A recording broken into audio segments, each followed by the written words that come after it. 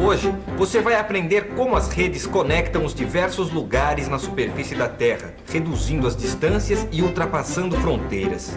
Vai compreender como essas redes criam uma nova estrutura de fluxos que está revolucionando o mundo moderno. Por isso, se ligue, ou melhor, conecte-se. A nossa teleaula de hoje está apenas começando.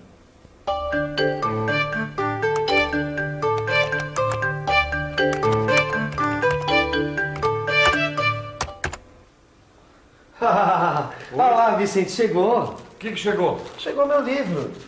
Aquele que vinha dos Estados Unidos? É esse mesmo, olha lá, tá aqui. Coisa incrível, Vicente, olha. Rapaz, eu entrei numa livraria através do computador. Aí eu escolhi esse livro, mandei uma ordem de pagamento pelo correio e tá aqui, olha. Depois de alguns dias, o livro chegou na minha mão. O mundo tá encolhendo, Vicente. Eu estava lendo exatamente sobre isso nesse artigo aqui, olha. Aqui diz que enquanto a gente está conversando, Gil, bilhões de informações estão atravessando o mundo. Sabe que isso é verdade, viu? Eu fico pensando, Vicente, essa quantidade de imagens de televisão, conversas telefônicas, cópias de fax, dados de computador. Você já pensou tudo isso atravessando o mundo inteiro, através de cabos e satélites? Isso sem falar nas mercadorias e nas pessoas que atravessam rapidinho algumas distâncias que há uns séculos atrás eram praticamente intransponíveis. Vem dar uma olhada aqui no computador no negócio. Olha aqui, ó. Essa imagem mostra bem como o avanço dos meios de transporte e de comunicação foram reduzindo as distâncias do mundo. Perto do mundo de 500 anos atrás, o nosso parece muito menor mesmo. É mesmo. Não dá pra imaginar como é que era, né? Agora eu acho melhor a gente ficar um pouco mais por dentro desse assunto, viu, Vicente? É verdade. O que você acha?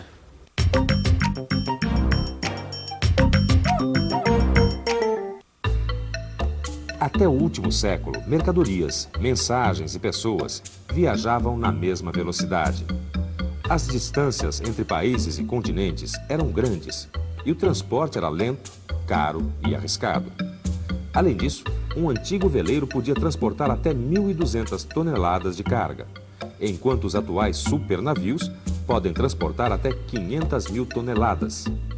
Mesmo distâncias relativamente pequenas, como a que separava Roma do Egito, através do mar Mediterrâneo, levavam cerca de 50 dias para serem vencidas. Em 1800, um veleiro levava até 2 anos numa viagem de retorno entre a China e a Europa.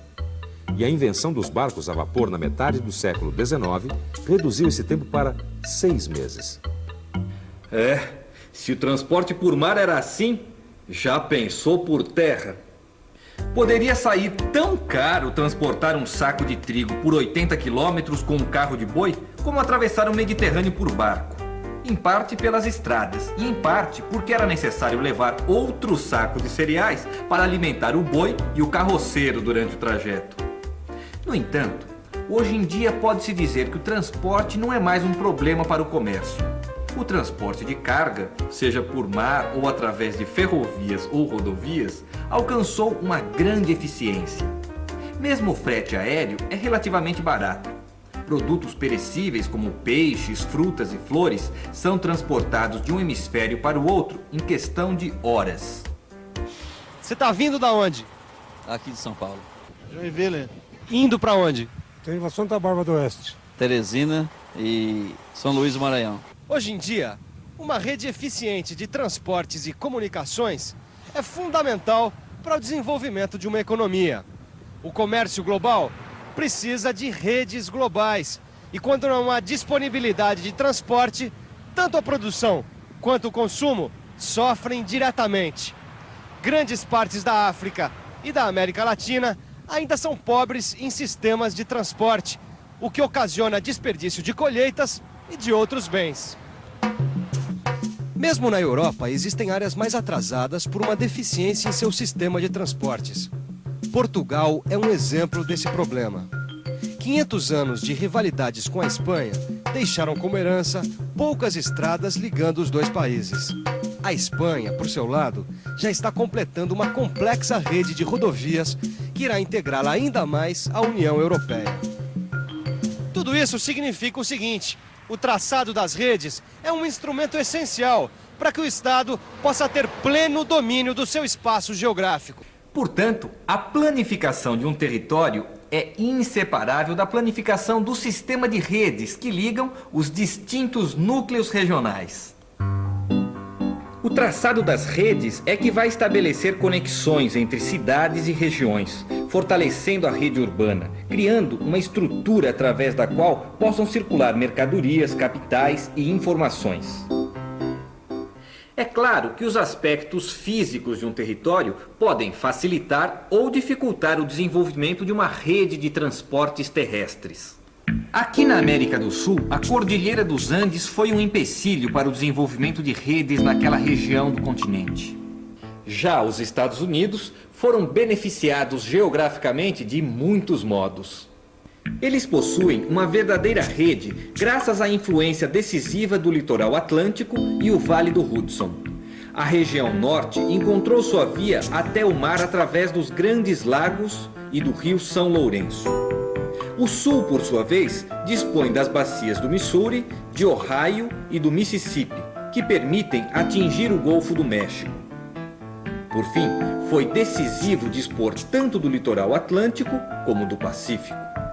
Com isso, e com os subsistemas urbanos voltados a cada lado de um território de maneira compacta e excelente posição geográfica, os Estados Unidos conseguiram desenhar uma grande rede de transporte descentralizada.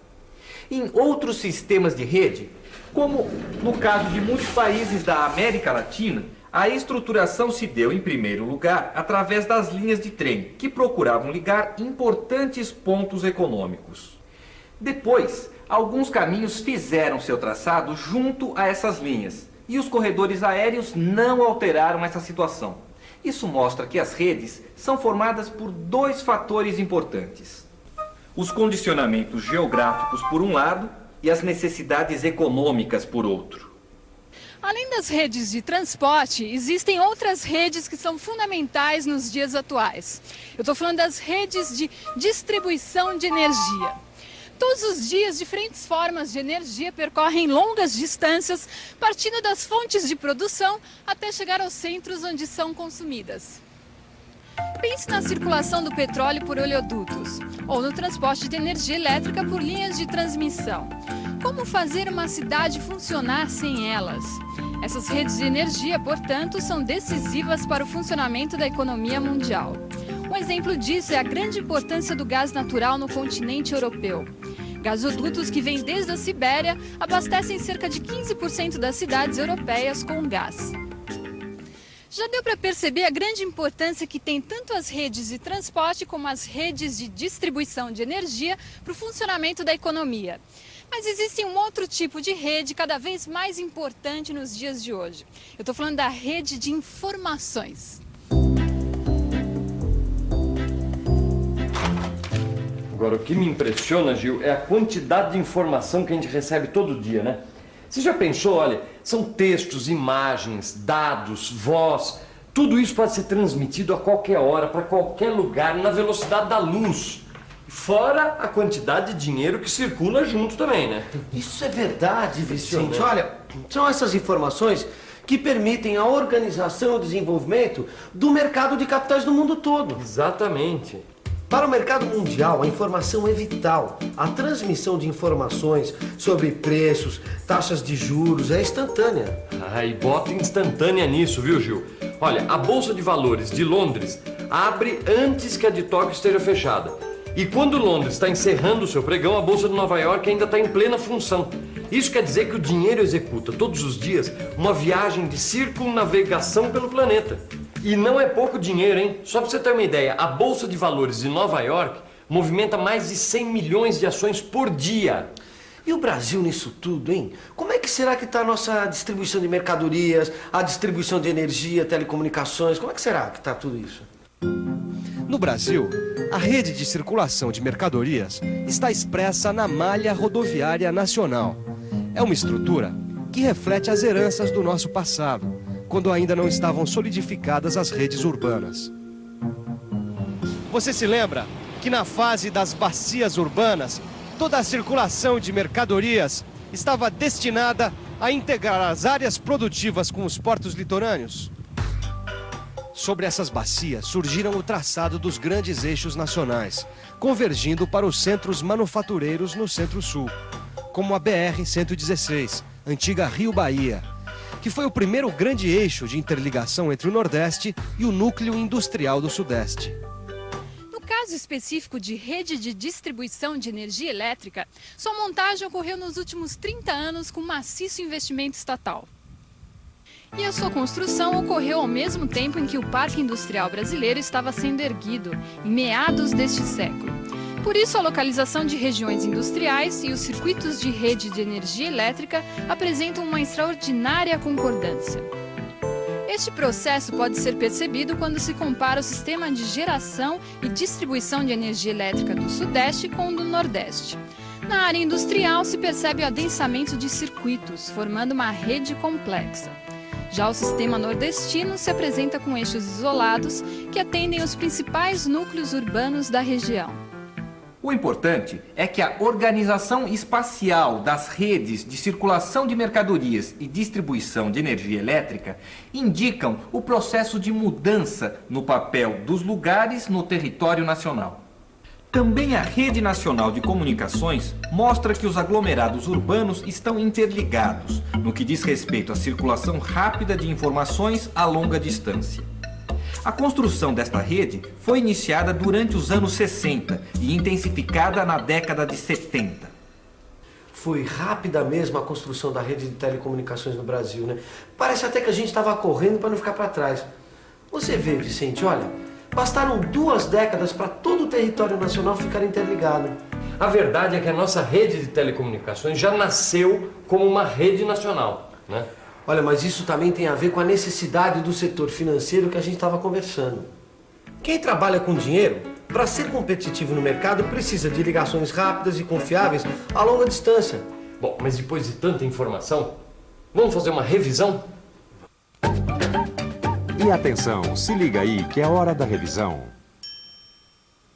Na teleaula de hoje, você constatou que a distância entre os pontos geográficos na superfície da Terra diminuiu em função dos novos meios de comunicação.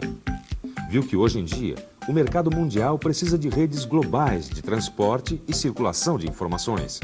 E que cada vez mais se evidencia a diferença na qualidade e densidade das redes de transporte, energia e telecomunicações entre as economias nacionais.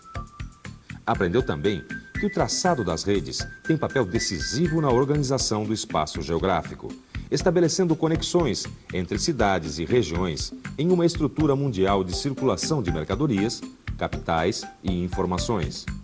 Por fim, viu que no Brasil, a organização espacial das redes de circulação de mercadorias, distribuição de energia elétrica e telecomunicações constituem um indicador do processo de mudança em todo o território nacional. Agora é a sua vez. Aprofunde todos esses conceitos que você aprendeu na teleaula de hoje, lendo o seu livro de estudos. E até a próxima!